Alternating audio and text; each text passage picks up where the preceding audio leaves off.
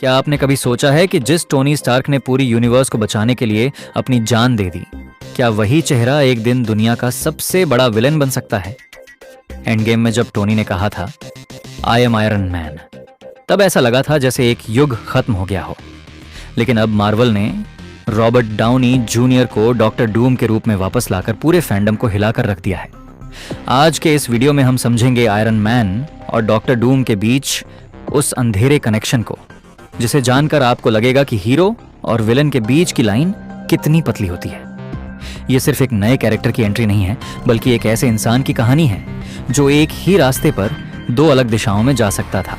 Tony Stark और Victor von Doom दोनों ही अपनी सबसे बड़ी कमजोरी को एक लोहे के कवच के पीछे छुपाते हैं। टोनी ने मार्क 1 बनाया था ताकि वह एक गुफा से जिंदा बाहर निकल सके। वहीं विक्टर वॉन डूम ने अपना कवच इसलिए बनाया ताकि वह अपने चेहरे के छोटे से निशान को नहीं, बल्कि अपनी असुरक्षा को दुनिया से छुपा सके। लेकिन असली फर्क कवच का नहीं है, फर्क सोच का है।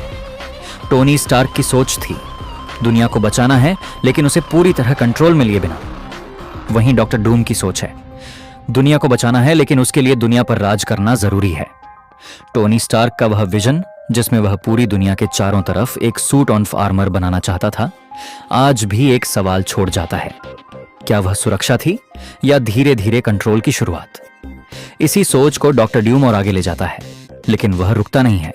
वह मानता है कि अगर दुनिया को सच में सुरक्षित बनाना है तो उसे किसी एक ताकत के नीचे होना ही होगा, और वह ताकत सिर्फ वही हो सकता है। मेरे पिछले वीडियो डॉक्टर डूम विलन या रक्षक में कई लोगों ने कमेंट किया था कि डूम शायद असल में टोनी स्टार्क जैसा ही एक प्रोटेक्टर है, और सच ये है कि यह बात पूरी तरह गलत भी नहीं है।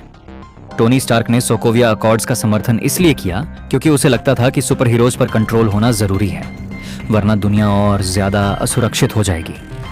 डॉक्टर डूम इसी सोच को एक खतरनाक लेवल तक ले जाता है, जहां कंट्रोल लोकतंत्र नहीं रहता बल्कि तानाशाही बन जाता है।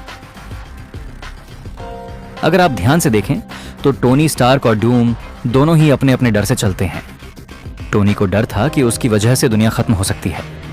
डूम को डर है कि अगर उसने कंट्रोल नहीं किया तो दुनिया खुद खत्म हो जाएगी। यही डर दोनों को जीनियस भी बनाता है और खतरनाक भी।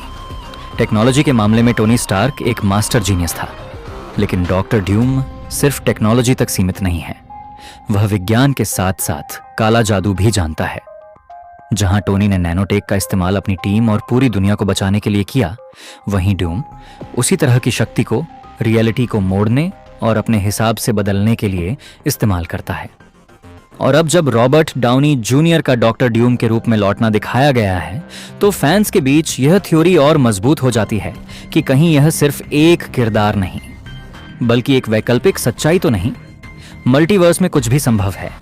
क्या ऐसा हो सकता है कि यह डॉक्टर डूम असल में टोनी स्टार्क का ही एक वेरिएंट हो? एक ऐसा टोनी जिसने पीटर पार्कर को खोने के बाद अपनी सारी इंसानियत छोड़ दी हो, या फिर एक ऐसा वर्जन जिसने दुनिया को बचाने की जगह उस पर राज करना चुन लिया हो? सोचिए।